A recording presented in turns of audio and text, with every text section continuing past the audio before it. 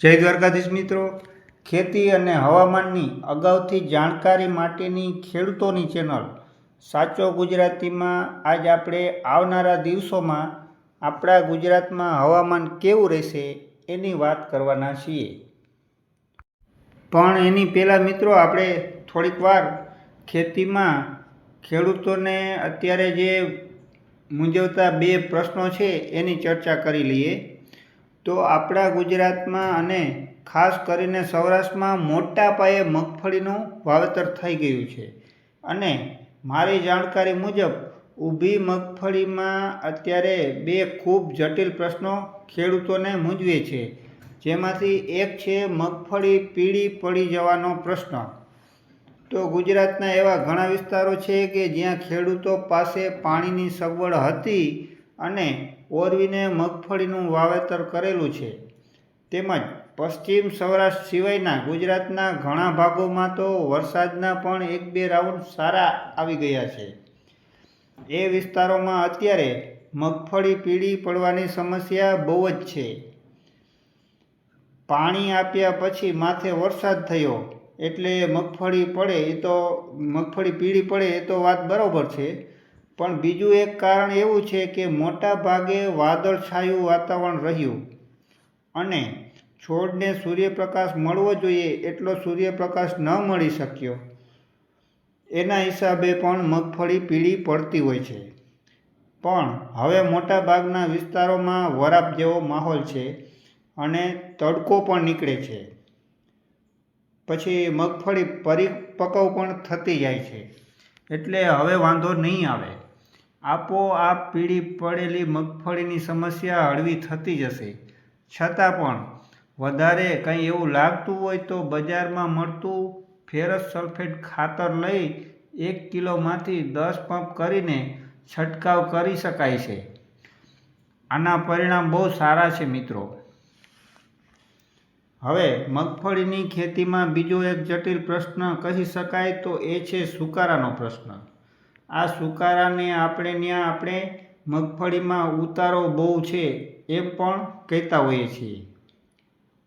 આ ઉતારો આવે છે એ ફૂગના કારણે આવે છે અને આ ફૂગને એસ્પરજીલસ નામની ફૂગ કહેવાય છે અને આપણે એને કાળી ફૂગ પણ કહેતા હોઈએ છીએ। આ કાળી ફૂગ મૂળિયામાં લાગે એટલે ઉગી ગયેલા છોડ એક પછી એક સુકાતા જાય છે, મગફળીના છોડવા મળતા જાય છે અને મારા અને તમારા જેવા ખેડૂતો લાચાર થઈ અને બસ જોયા રાખવાનું। હા, ખરેખર, કારણ કે આમાં બીજું કાંઈ કામ આવતું નથી। અમારા અનુભવો પ્રમાણે આ સુકારાનો કોઈ તાત્કાલિક ઈલાજ છે જ નહીં। આમાં કોઈ પણ દવા તાત્કાલિક કામ નથી કરતી।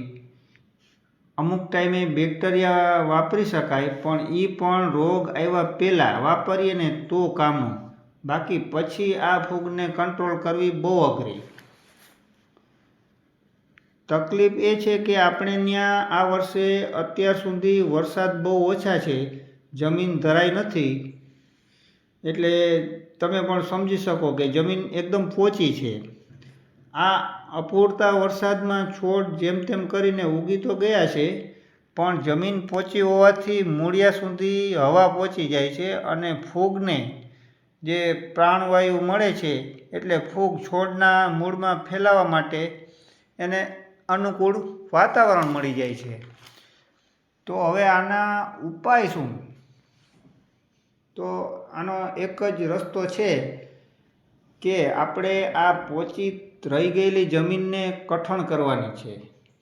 પાણી હોય ને તો છૂટું એટલે કે રેડ પાણી આપી દેવું જોઈએ, પણ પાણી તો અત્યારે હવે અમુક ખેડૂતોને જ હશે, બાકી તો પાણી ક્યાં છે? અને કાં તો પછી ધાબળ વરસાદ પડે તો સુકારો બંધ થાય। છેલ્લો ઉપાય અમારી ગણતરીએ છે સાધનથી જમીન કઠણ કરવાનો। અમે મગફળીના ચાસ ઉપર મિની ટ્રેક્ટર ચલાવીને ખૂબ સારા પરિણામ મેળવ્યા છે, પણ આમાં એટલું ધ્યાન રાખવાનું કે ચાસમાં ગારો કે વધારે ભેજ ન હોવો જોઈએ અને મગફળી 20 દિવસની થાય પછી ચલાવાય એમ, નહીંતર બહુ નાના છોડ હોય તો ચાસમાં ઊંડે વયા જવાની બીક રહે છે. ખોટા ખર્ચા કરવા કરતાં અમને તો આ ચાસ ઉપર મિની ટ્રેક્ટર ફેરવવામાં સારા રિઝલ્ટ દેખાયા છે. જો તમારે આવી કંઈ સમસ્યા હોય તો તમે પણ ટ્રાય કરીને ખાતરી કરી લેજો.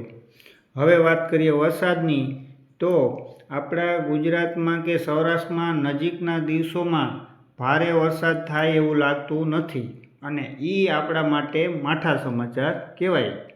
હા, 9થી 12 ઓગસ્ટમાં દ્વારકા, પોરબંદર અને દરિયાકાંઠાને નજીકના વિસ્તારોમાં એકદમ છૂટાછવાયા ઝાપટા કદાચ પડી શકે અને ગુજરાતના ઉત્તર ગુજરાતના ભાગો જેવા કે વાવથરા ને પાટણ ને રાધનપુર ને એવા વિસ્તારોમાં થોડોક મધ્યમ વરસાદ કદાચ પડી શકે. બાકી અત્યારે નજીકના દિવસોમાં કોઈ ખાસ મોટો વરસાદ કે મોટી સિસ્ટમ થાય એવું લાગતું નથી. હા, આપણી આ સાચો ગુજરાતી ચેનલમાં અમે ખાતરી આપીએ છીએ કે જુદા જુદા વેધર મોડેલોનો દરરોજ રેગ્યુલર અભ્યાસ કરતા રહીશું અને આશા રાખીએ કે વહેલાસર થોડા જ દિવસોમાં હવામાનમાં કંઈક પલટો આવે અને આવા આખા ગુજરાત સહિત સૌરાષ્ટ્ર કચ્છમાં સાર્વત્રિક વરસાદના આનંદના સમાચાર આપણી આ ચેનલ સાચો ગુજરાતીમાં હું રમેશભાઈ આહિર તમને આપી શકું એવી ભગવાન દ્વારકાધીશને આપણે પ્રાર્થના કરવાની છે. મિત્રો, વિડીયો સારો લાગ્યો હોય તો આવા વિડીયો જોવા માટે અને ખેતી અને ખાસ કરીને હવામાનની અગાઉથી જાણકારી માટે સબસ્ક્રાઈબ કરી દેજો.